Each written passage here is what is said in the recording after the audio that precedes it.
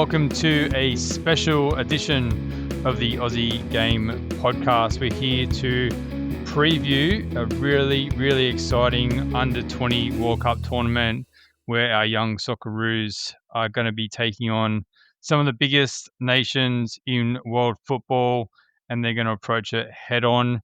We're very excited for this tournament to kick off. Few things we're going to touch on this evening. We're going to look back at the Asian Cup win, which is obviously the path for the players to get to the World Cup. We're going to look at some of the core players throughout that tournament and generally how the team approached the tournament. We're going to look at some of those key inclusions that have been brought in since the Asian Cup. We'll give our predictions on some starters for the tournament as well as those who are going to back it up.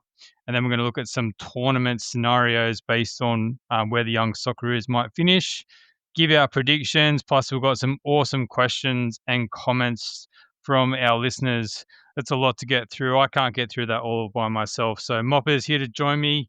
How are you, mate? Are you pumped up for this tournament? Oh, I can't hold back my excitement, mate, and welcome everybody to this special edition. And what we feel is an evolution of Australian football. Probably a group that we've been very excited about for the last 12 months as we've followed their journey. And we can't wait for kickoff. It's some exciting times, and let's break it down straight into it. The Young Socceroos are back, Chief, and on the FIFA Under-20 World Cup stage. This is a 12-year absence, and I can't help but point out James Overy, the youngest of them all, could be the breakout name of the tournament. I also want to point out that the Young Socceroos will be on TV live. All the Young Socceroos games, plus semi-finals and finals, all exclusive on free on SBS and SBS On Demand. So I think that's a great initiative, and SBS super supporters of Australian football. And look, let's break down. Paul Ocon was the last coach to coach Australia at a World Cup at under-20 level in 2013. That was in Turkey, where they failed to win a game. They did score a couple of goals, though. So if we have a quick look at their three fixtures, Daniel Da Silva, remember that name, Chief, gave Australia the lead before Colombia levelled. Yeah. He took the lead against Colombia. They levelled 1-1, though, so we had a draw in that game. Joshua Barente scored early against El Salvador, but we lost 2-1. Young Jamie McLaren at the time, scored in the 52nd minute against Turkey, but Turkey scored twice to beat us.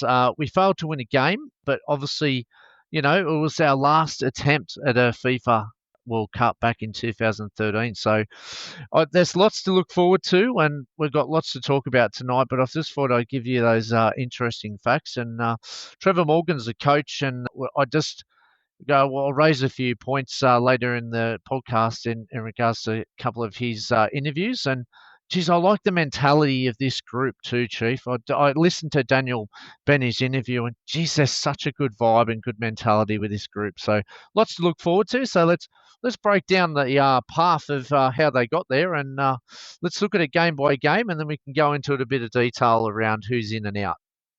All right, Mopper, thanks for that bit of information. Let's rip right into our show now, and let's look back at the Asian Cup. Of course, this was no spoilers, but this is our winning Asian Cup group, and let's see how they progress through that tournament. This, of course, doubled as a qualification for the World Cup as well. So the tournament kicked off for our Young Socceroos with a 5-1 win over Kyrgyz Republic.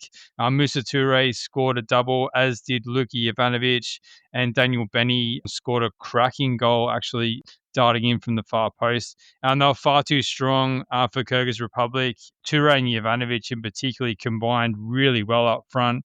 They actually both scored off a rebound off each other's shots in the game, but they're too quick, too strong, too much to handle for Kyrgyz Republic, who did score a late penalty. But yeah, very convincing opening game for our Young Socceroos in the Asian Cup. Yeah, it was a fantastic start. One of the lower rated nations in the Asia Cup, but it was a good start, and we possessed the ball well. We moved on to the second game. We beat Qatar 3-1. Alex Badalado finished a nice move. Dean Bosniak headed off a corner, and Benny finished high at the near post after being played through. Do you remember that one? Do you remember that Oh, one? so Oh, good. mate, it was a It rocket. was, It was a yeah. rocket. I loved. He's one of my favourite Chiefs. We all know that one. Not so straightforward. Qatar opened the scoring though, and with some better finishing, could have got something from the match, but we were way too strong with 55% possession again. So another good solid win. What I liked about this one, Chief, is the rotation. We were rotating early with our players, obviously building into the tournament. So I thought that was a very smart move by Trevor. Yeah, and speaking of rotation, was something done, probably the heaviest of any of the games, was the next game against China, where it was a 2-1 win. Mehdi Mehmedi scored under the keeper, showing a bit of persistence. Mehmedi actually hasn't been included in this World Cup squad, but he persisted and got a nice goal away. And then there was some nice play down the right, and the ball broke to Lewis Agosti, who finished well. So China scored just 4 minutes after Australia's second. They had some chances actually to add to their one goal, but there was no more scoring. And as mentioned, Trevor Morgan took the opportunity to rotate his squad in that match, given they had already qualified for the next round, handing out 4 tournament debuts and resting several of the other players. So that was the game, and then we move on to the quarterfinals. And this was the big one, wasn't it, mate? Because this game was the decider as to whether we qualified for the World Cup. Yes, and it was a cracking game too. We beat Iraq 3-2, goals to Luka Jovanovic with a long-range free kick, another cracking goal that bounced in front of the keeper, Sebastian Espardo, in the second half as well. Nice Cutler tees up Alex Badalado, and then Badalado wins it with a volley into the top corner. Iraq again opened the scoring with a screamer, and as I said, it was few little nerves earlier on, considering the context of the game, and then the second we were caught on the break. But it was a big result. It sent us through the World Cup, and Trevor Morgan went back to the majority of his players who started the tournament. 51% possession, but we were through. We were in the World Cup, and it was like the pressure had been released in that moment.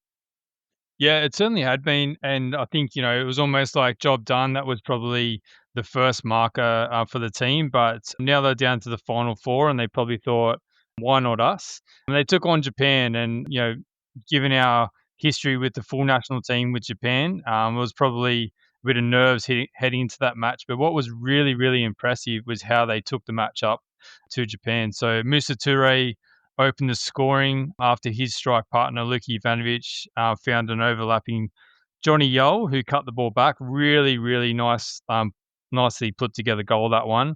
Then Toure finished well. And then Jalen Pearman scored the second. I'm not sure if you remember this one as well, I'm off a bet. Long range effort. The keeper probably could have done a bit better with it, but there was plenty of power on it from Pearman. So Japan only really came into the game late. They had a few chances, but watching the highlights back, Stephen Hall, our keeper, never really had too much to do. And it was actually funnily enough, our first clean sheet of the tournament as we beat Japan 2-0 and progressed to the final.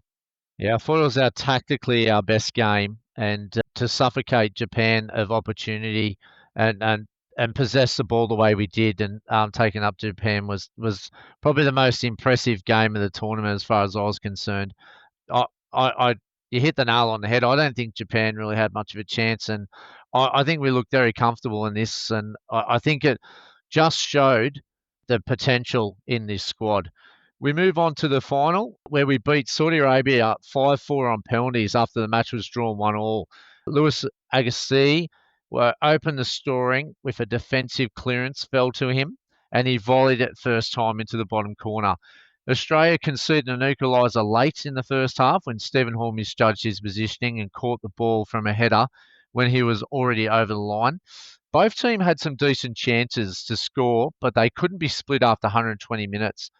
Australia went 5 from 5 in the penalty shootout, with Stephen Hall made a Schwarzer-esque save with a strong top hand to win the Australia's winning the Under-20 Asia Cup. With 58% possession, was another marker for me how we possess the ball and how this formation really worked for us in this tournament. I think it also proved too, Australia were top goal scorers in the Asia Cup, 16 goals. They were miles in front of every team. Japan only scored 7 goals in the Asia Cup compared to our 16, which I thought was very impressive. I seem to remember coming into that final that Saudi Arabia hadn't scored many as well. So yeah, we certainly that was one of our best qualities. And looking back at all those games, there was only one game where we didn't dominate possession, and that was the Japan game where we had 49% possession. So a real intent. And Trevor Morgan spoke about that in his pre-tournament press conference as well about the belief and the ability to play on the front foot with this team. So I think that's something that is going to be taken into the World Cup. And despite the likes of challenging up against these big nations like Italy and Argentina, I don't think Trevor Morgan intends to, and his players certainly won't either, be taking a backward step against some of the best countries in the world. So it's an exciting tournament to come into. Yeah, huge credit to the boys for winning the Asian Cup. And now it's on to the World Cup to see what they can do. Let's look back, Mop, at some of the key players in the Asian Cup tournament because we did mention a bit of rotation, which certainly did happen, but there was a bit of a core squad that went through. There were several players that played over 400 minutes in this tournament, and it really did start to kind of tell us a lot about who Trevor Morgan is likely to play. And it might give us a bit of an example as to how he's going to set up. So, starting from the back, Stephen Hall was in goals throughout the game, throughout the tournament, just about, except for that China game. Daniel Benny played some part in every single game. Sebastian Esposito and Kiki Giannis were kind of mainstays in the center of defense. Fabian Taladera played mainly on that left. Paul Ocon as well. Jalen Pearman had a lot of game time, but probably not as much as some of the others. Johnny Yole was pretty heavily used. Alex Badalado, Musa Toure, and Luka Jovanovic played plenty of minutes up top. So almost that match that he started with against Kyrgyz Republic, they were kind of those keys coming through the tournament. So there's a little bit of rotation, but those guys got plenty of game time. Yeah, it'll be interesting, obviously, with this tournament, will he have the flexibility or opportunity to rotate as much, especially with the high caliber competition and competitors that we have in our group? So he did have a chance to rest a couple of them, but it just goes to show what that probably core group we've seen will probably line up very similar to against Italy this week. So yeah, it's great work that you've done on the minutes there, and it's really interesting to see the players that did drop out, who is looking at. But yeah, it's a strong foundation, and a lot of these players are in good clubs too. Daniel Benny, QPR. Paul Ocon was over in Belgium and Portugal, now back with Sydney FC. You've got obviously Toure over in Randers, and a lot of A-League talent as well. And we've got some exciting new players coming in as well. So I think a lot of these players are getting good caliber time. Not like you wouldn't expect many of them at this age to be starting every week, but they're certainly on the fringes and pushing their merits overseas as well. Yeah, and we're going to touch a little bit on later because we've got a great question around player minutes. So we'll touch on that a little bit later. And Trevor Morgan even made the point in his pre-match or pre-tournament press conference about some decisions that players have made in terms of clubs and what that would mean for this tournament. But as you mentioned, some of those players who didn't see a lot of minutes or the ones who didn't see any minutes, they seem to have dropped out of this team. But the ones that we've brought in, very, very high quality, and I think just add so much depth to this squad. So the players that have come in from this tournament that weren't involved in the Asian Cup. So Nathan Amanatides, who's a forward, Liam Bonatig, who's a centre back, Max Caputo, striker, Daniel Graskowski is a goalkeeper, James Overy, who's a right fullback, and Reece Yulee, who plays on the wing. So I think looking at that, I think at least one of them probably starts, and there's probably at least three others in that group of six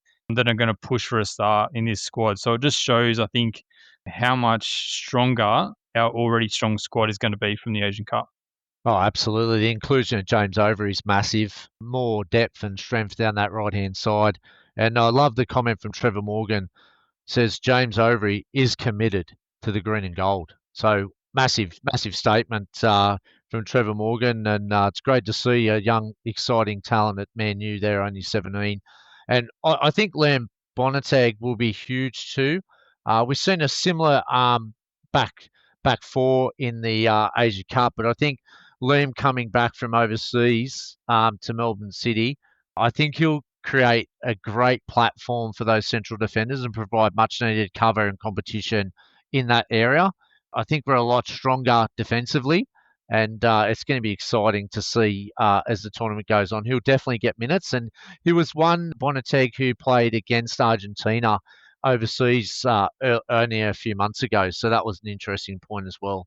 I do I think mean, centre back is one of our strongest positions when you consider the four options that we do have there. And then we did get someone commenting about the fact that Dylan Leonard hasn't made this team. Of course, he's just made his move to Schalke, so that's probably not great timing in terms of this tournament. But he's certainly been in and around this squad in previous tournaments. So it is a really, really strong position for us. yeah, and it's not a FIFA window, so that potential move could have been hindered. So I think it's look, would have loved to seen him obviously play and be in the squad, but I think his move was precedent to this. And look, I think he had other avenues and what he needed to sort out, which would have probably inhibited this getting into the squad. What do you think about that? Yeah, I definitely think so. You know, whether you knew before the move to Schalke that he potentially wasn't going to be in the plans, yeah, he might have been able to hold off on that move, if not. But look, the squad is what it is now, and you know we do have a lot of depth and a lot of strength in that centre back spot. So look, even if he was available, I don't know there's even any guarantees we would have made it. That just shows you how strong our Yeah, other options are. absolutely. Um, Oh, let's go. yeah, I've got another point, Chief, on the coach Trevor Morgan. Obviously, the good thing about Trevor is he's been with this squad for just under 4 years, which I think is really important. You don't often see that in these sides. So, and I've got a question for you, Chief. Who was the assistant manager at the last World Cup that we made in 2013? None other than Trevor Morgan. So There you go. there you go. Westfield sporting director. Went to West Sydney too as a manager back in the earlier days. Then was assistant manager to the Australia under 20s at that World Cup with Paul Ocon. He then went to Western Sydney as assistant manager to no other than Tony Popovich. And the year he joined, Chief, what did Western Sydney win? The Asian Champions League. So there's a bit of a theme. He then joined the Australia under 17s as assistant manager before managing the under 16s, and then went up the year to manage the under 17s. Then was Australian technical director before moving back into Australian under 18s as a manager, Australia under 19s as a manager, and under 20s as a manager. So he's followed this group all the way through, and that's just a little bit of history on Trevor Morgan. Yeah, I'll touch on his connection to the current squad at the moment, but that's certainly his history there shows a lot of credibility, a lot of experience working in these youth tournaments. But what really came through in his pre-tournament press conference was his knowledge of the players, knowing them as players, as individuals, knowing the challenges that they've had at clubs, knowing some of the challenges they've had off the field. He told a great story about Moussa Touré, about when he moved over to France and he started well, but then he kind of struggled, and now how much better he's going now that he's with his brother Mohamed there at Randers. He spoke really well about James Overy as well, about some of the things that have been going on in his life. So he really, really knows his team, and there's a real bond and a connection with this group, which is very, very exciting. Yeah, I loved his comments too. I just add on to those. The opportunity for is there for the next steps in life to become a professional footballer was one of his comments. It's a long-term plan to be part of being a Socceroo was another one of his comments. He's excited about the high intensity, short period of time difference and different style of opponents that he's going to have. And he looked at the players and he said, some are going to either grow and learn from the experience or some are really going to shine the tournament. And it's all part of the journey, he said. So he spoke so well, and I think we're in great hands and got the right coach there, Trevor Morgan, to the synergy and the mentality is just some of the best I've seen for a very long time. Yeah, I love that part as well about, they're either gonna perform at their really best at the tournament and thrive and potentially get picked up and moved, or they're not gonna show the best qualities, but their opportunity in that sense is to learn from that experience and to take that forward with them. So yeah, spoke really calmly and really well in that press conference. All right, mate. How about we go through the squad and let's look at position by position, what we might expect. What we saw in the Asian Cup is pretty much a 4-4-2 formation, which is different to what we've seen with the Socceroos. But this is the style and the formation that got us this far. So we would expect similar as we go forward.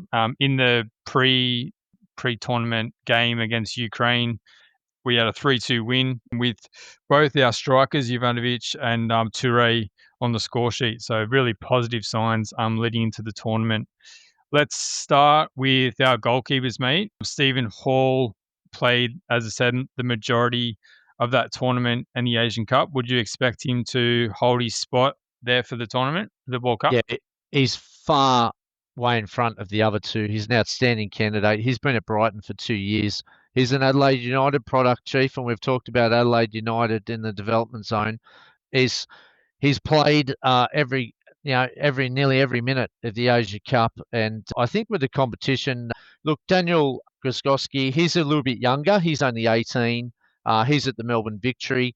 He's only played a couple of games in the youth system, but I think he's most of his games have been in MPL Victoria, and then obviously Alexander Robertson's a good one from Macarthur. I think he'll probably be the backup. He's 20 years of age, so a little bit more experience than Daniel. So, but Stephen Hall from Brighton and his credentials far ahead of the other two at this stage in his career, and he will be between the sticks. And I don't think he'll get a rest this time. I think he'll play every game that we play. Unless we smash Italy and Argentina and we can rest some players in that Cuba game. All right, let's move on to right back. We saw mainly Daniel Benny play in that right back spot for the Asian Cup, but with James Overy being added to the squad, I think that's his spot. As I said before, Trevor Morgan spoke so glowingly of his ability. So I'd be shocked if James Overy isn't starting at right back for us in that game against Italy. Yeah, look, Benny has played midfield, up front, right winger for QPR. He was used in several positions on the right hand side in the Asia Cup. Yeah, like you said, I think James Overy is a standout for that position, and I think it frees up Daniel Benny attacking qualities higher up the pitch. And even if they need to lock it down, they can rotate around too. So great flexibility on that right hand side, and they're exciting fullbacks positions that we have, and I think this will be a real key in this World Cup.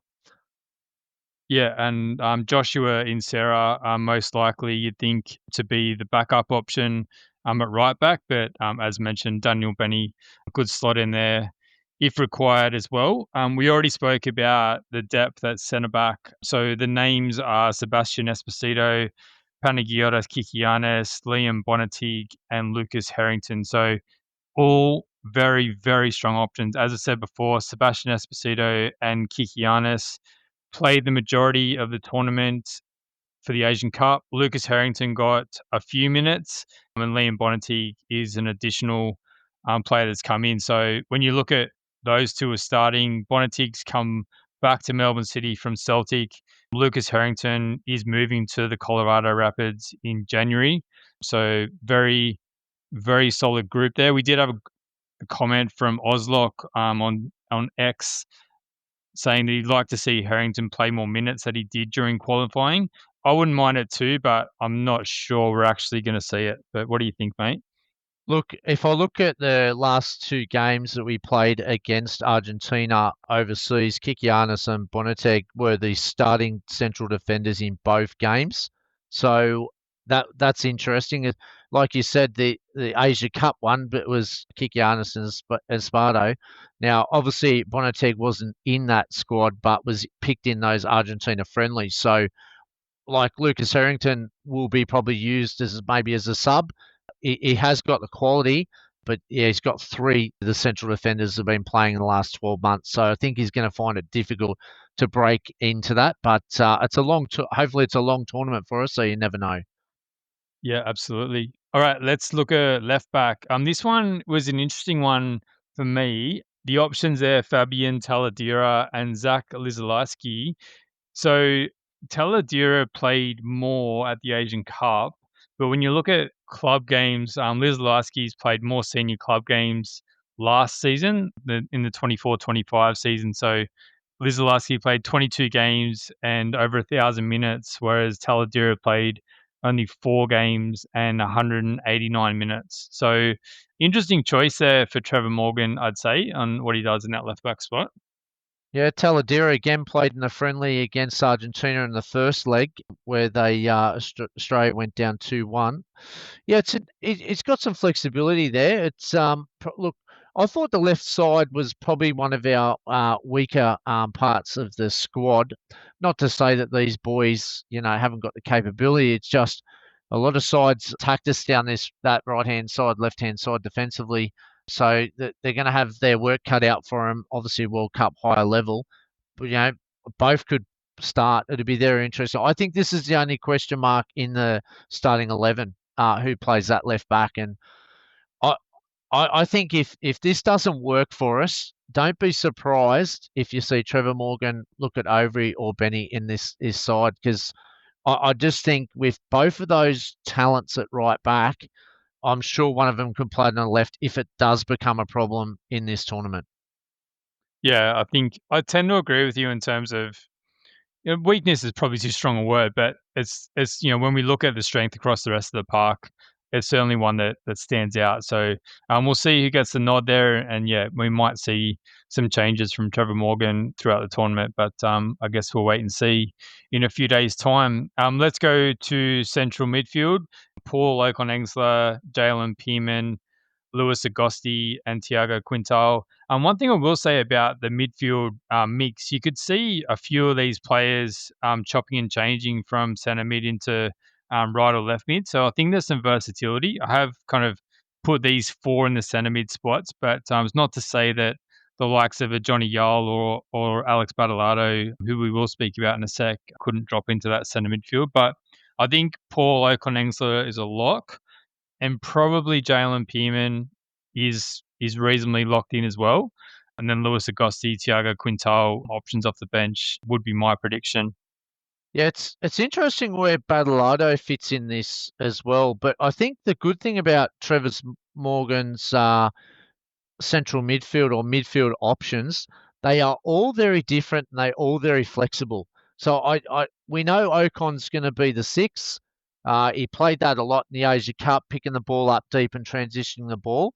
But he's got a lot around him and a lot of box to box and a lot of flexibility there. So I think this midfield will be heavily rotated. There's a lot of good engine work, a lot of good work rate in there, and I think the flexibility is one of our strengths. And I think we've seen that in the Asia Cup where we possess the ball so much and move the ball from back half of transition to the front half very quick. This is an exciting group, and you know all these four players, even Agasti has playing overseas as well. Like they've all shown very good qualities. So I think our midfield's looking very strong, and it's going to need to be. But definitely the flexibility in that midfield is, I think, Trevor's biggest asset. Yeah, I tend to agree with you there. And I think Paul Okonengsler's role is going to be so important, particularly on that right. If James Overy plays that side and tends to get forward a bit, Ocon's ability to sit and try and prevent the counter attack from these teams is going to be really important as well. So on the right midfield, I've put Daniel Benny in to start with likely Johnny Yole as the option off the bench. As mentioned before, Benny played mostly at a right fullback in the Asian Cup, but he's very versatile, Benny, and I could see him playing in that midfield and getting forward and putting balls in the box or being a goal threat as well. Yeah, I think with Overy's addition, it just pushes Benny further forward. Yol did start the two games against Argentina and played a lot of good quality minutes in the Asia Cup as well. So, again, there is both strong players, a lot of flexibility there as well. It'll just allow us, I think, to go deep in this tournament with this amount of depth that we've got. It's really exciting down that right-hand side. Let's look at the left midfield. Alex Badalado, as mentioned, did start a lot on the left in the Asian Cup. Reece Yuli is an addition to this squad from the Asian Cup. We did have a comment from CM Punky's back on X, just saying how much the Jets might miss Badalado for the Australia Cup final, which is very true. He has been going very well for the Newcastle Jets, but we want to see him do his best in this tournament. So yeah, whether that is playing off the left or potentially in front of Ocon Engsler in that 10, we'll see how it all plays out. But yeah, certainly a good option. And Reece Yuli probably can play both sides, but an exciting young winger as well. Yeah, definitely Berlardo, very versatile midfielder. Made a great move to the Jets. Has played a lot of game for the Jets in the Hahn Cup. He's had an excellent preparation for this tournament, and I think he'll shine wherever he's utilised. And Reece Yuli offers plenty of width and plenty of movement. So again, more options. If we look at Badalado, he was the one that started over in Argentina again and was used a lot in the Asia Cup. One of Trevor's favourites around in that midfield.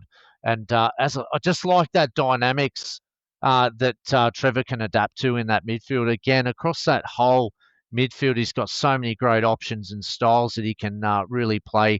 And you've seen that, like I said, in the Asia Cup. It's just we move the ball so well and possess the ball so well. It's a really exciting young group. Yeah, absolutely, mate. All right, let's finally touch on our strikers. So Musa Toure and Luki Ivanovic were primarily used in the Asian Cup. Max Caputo was injured for that tournament, but he now comes into the squad, as does Nathan Amanatides. So probably Toure and Ivanovic would likely start, but I think Max Caputo is, in particular, is definitely going to push them. He probably offers a little bit of a different profile to both of them, so it might be a little bit horses for courses depending on who they play. But yeah, Caputo is definitely a strong option, and Amanatides can offer something off the bench as well. But what are your thoughts on what we do with the strikers? Yeah, look, Toure Jovanovic was, like you said, was in the Asia Cup squad. Great to see Caputo back in this. Gives us even more depth up front. Again, all three players were used in the Argentina friendlies. And unfortunately, like you said, Caputo missed that Asia Cup win. But, geez, it adds some more depth and dimension. In the Asia Cup, he did take one of the strikers off and played one of the midfielders a bit higher. Again, showing his tactical versatility, Trevor Morgan. And I'm really excited for young Nathan Amadas from Brisbane Roar. You know, he was a former Sydney FC product, but started his football in Adelaide. And yeah, look, he's had a few caps at under 17 level, scoring a couple of goals, and now gets his chance at 20s level for the young player. So he can also play off the wing, Nathan, which again gives us a little bit more flexibility if we need to drop into a 4-2-3-1 later in the game.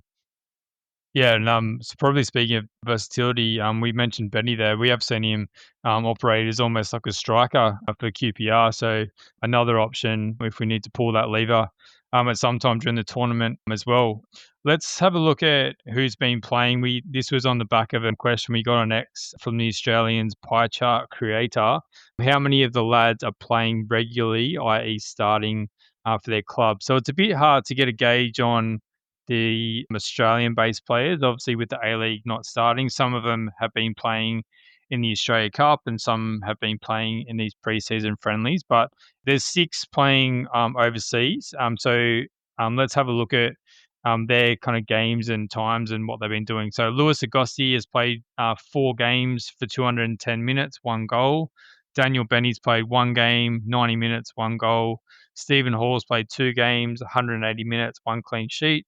James Overy's played 2 games, 161 minutes and 1 assist. And Jalen Pearman's 1 game, 86 minutes. Musa Touré's just had the 10 minutes off the bench. So probably not a lot of game time. But I think it's probably a lot of them are at that good level.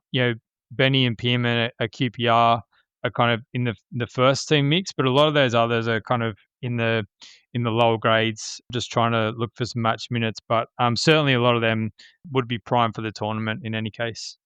Yeah, it's important to note too, they've had a full pre-season in Europe and UK. So we don't get much data with the reserves or the youth teams either. So I'm sure a lot of that data is well hidden. And I'm sure they're playing much more game time than what is what's reported. And I think the key thing for those players overseas is that they've had a full pre-season and had some friendlies in there as well and rotated around. So don't forget too, we were only a couple of months ago. Like I said, we did play Argentina in a couple of game friendly over in July, and we've just come off the Asia Cup only a few months ago. So we've had really good prep leading into this, and I'm not concerned about the game time. If you look at other countries, they're in exactly the same boat, and there's not many of these kids starting for their clubs where they're at. So it's important to notate it's no disadvantage to us as what they are for the other countries. Yeah, I would agree with. And he made a point in his press conference about the match fitness or the physical fitness of all the players, and saying, because the question came around A-League being, the season not starting, but he had no concerns about player fitness, which was pleasing to hear. One other comment that he made during the press conference that I wanted to pull out: the boys are acutely aware of the opportunities for their lives to say they went to a World Cup. A lot of them have made choices in the last months about where they play this season to make sure they could be here. Now, of course, this tournament, the clubs are not obliged to let their players go. So I think it's really important. And he did even mention about some players that he potentially wanted to bring, he wasn't allowed to. But when you look at some of the player moves, particularly back to the A-League, it really does say a lot about the willingness and the want for these players to be playing in this tournament. Because potentially, if some of these players stayed at their European clubs, they may not have been released and been able to play in this tournament. So let's have a look at a few. So Alex Badalado didn't move from an overseas club to the A-League, but his move to the Jets from the Wanderers, I think that was a smart move for him. Already, you can see Mark Milligan playing him many more minutes than he was getting at the Wanderers, and even Victory, who he went on loan to last season. Liam Bonnetti coming from Celtic to Melbourne City, again, to free him up for this tournament. Sebastian Esposito came back and he's at Melbourne Victory. So again, another move to free him up. Lucas Harrington, he's at Brisbane Roar, but he's set to go to Colorado in January. I wonder if there was an option for Lucas to go earlier to Colorado, but he's chosen to stay at Brisbane Roar, so he's available for this tournament. And then Paulo Konengla and Reece Yuli both moving from overseas back to Sydney FC. So you can really see there's some players there that no doubt have made these decisions to make sure they're available for this tournament. And I think the bonus is too, Chief, that this group's been together for 3 to 4 years, and then they've built that up. So I think you're spot on about the right moves. We've seen it with Socceroos, how crucial some of the players' decision making around where they're going to make sure that they've got good football is absolute essential for their development. So smart moves by the boys, and it's really going to benefit and help them in this tournament. Let's have a look at the tournament itself. So we do have Italy, Argentina, and Cuba in this group. No doubt, when you look at that group, just on face value, the tougher games look to be Italy and Argentina, and we would hope that we could definitely get a win out of the Cuba game. But certainly Trevor Morgan in his press conference indicated that we're going to look to attack all these teams and we're going to look to win these games. So that's a really exciting statement coming into the tournament. So let's just look at potentially what's going to happen depending on where we finish in the group. So if we do finish first, our round of 16 opponent is going to be a third place team. So that would give us a huge advantage into that round of 16.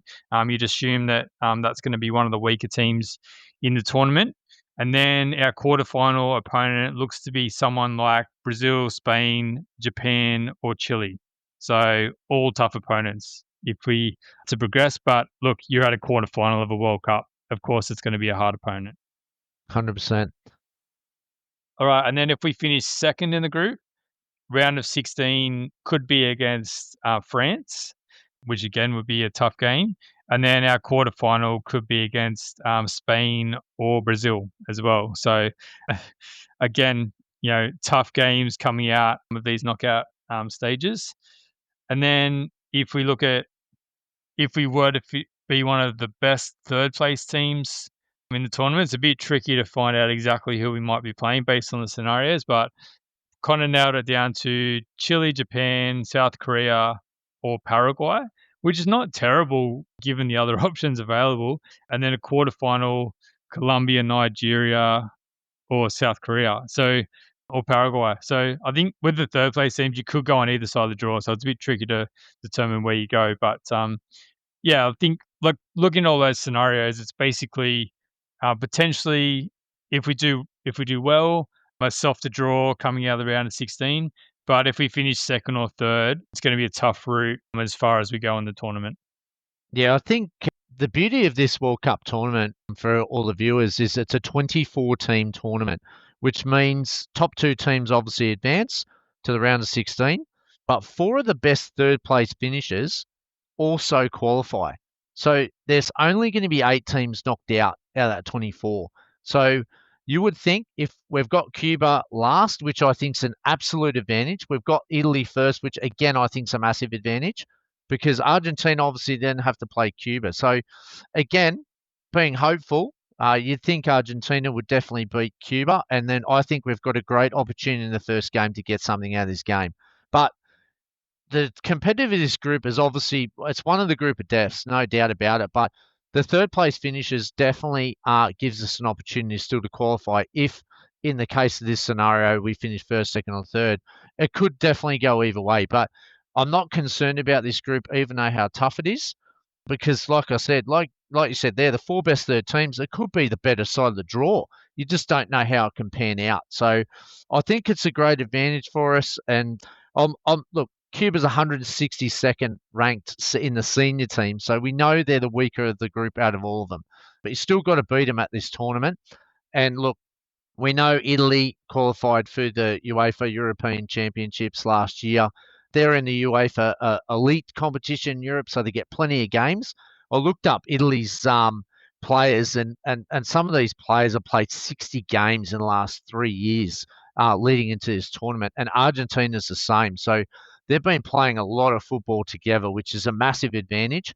But I think our preparation in the last 12 months, going to South America against Argentina twice, and then playing that Asia Cup and getting that huge win, still puts us in great stead no matter which way this group will go. But I still think Italy's definitely vulnerable first up, and I think we've definitely got a great chance to really stamp our mark. And we're, like you said, we've played a friendly and we've been in high performance for 2 weeks, so we're definitely fit and ready to go and mentally right up there. Yeah, I'm actually pretty confident coming to this tournament. It might be naivety, but I think we can definitely progress out of this group. And I think, as you said, with the third place teams, 4 points should be enough. So a win and a draw. And then anything above that is just going to be more of a guarantee to get out of this group. So I certainly think, and I would expect us to be able to take it up to some of those bigger nations in Italy in Argentina, and can't wait for the tournament to kick off. Let's talk predictions, mate. We did pop a poll up on X to get some people's opinions on where we might finish the tournament. 24% thought that we'd end in the group stage. 24% again thought we'd get to the round of 16. The most popular vote was quarterfinals at 40%, and then 12% said semi-final or better. So I'm going to go to you first, mate.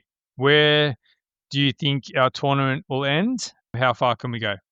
I think we can make the quarters. I think this group will open up. I think we'll end up with a fair path. And if we're good enough to win in the round of 16, we're going to be up against some top nations, no doubt, if you're in the quarterfinals or round of 16. So, yeah, I think we can make the quarters, and I think we'll put up a very competitive battle. And if things go our way, anything can happen. I don't think we're going to be disgraced in any game, and I think we're going to be right in it. If you look at the times that we played Argentina, and I keep selecting them because they're the most successful World Cup at this age group in the last 40 years.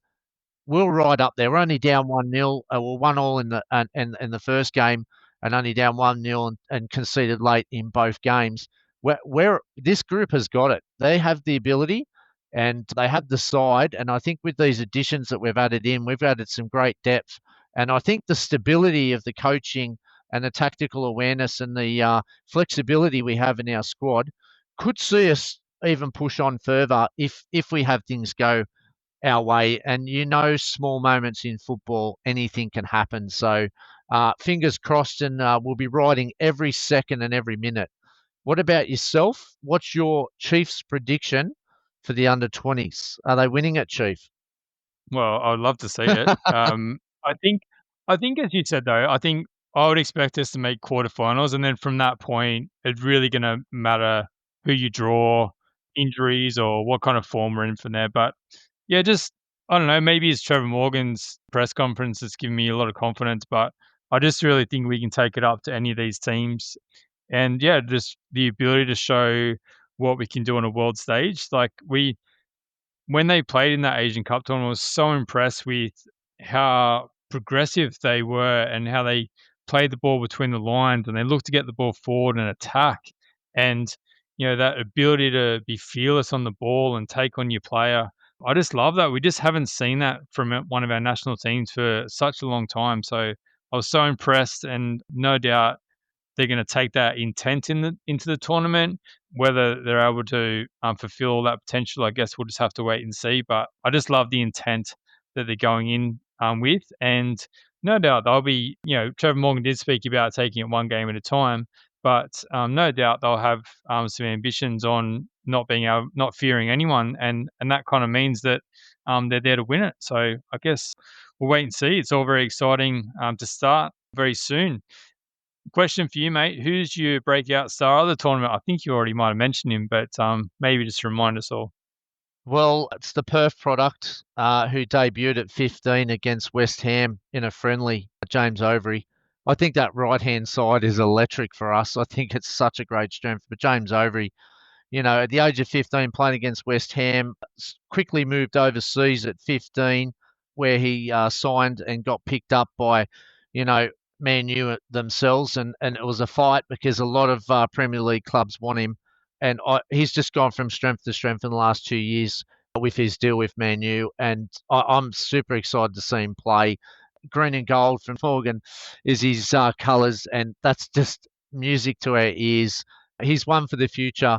And I think Daniel Benny and Paul Ocon are just standouts, real professional players that I think will stamp their mark. Their maturity and their experience overseas will provide great stability for the young side, and it's just going to be so exciting to watch this group. And even Pearman. So there's so many players to look out for. This group, you never know. Like he said, Trevor Morgan, it could just be one of those career highlights and moments for anyone who steps on that pitch. What about yourself?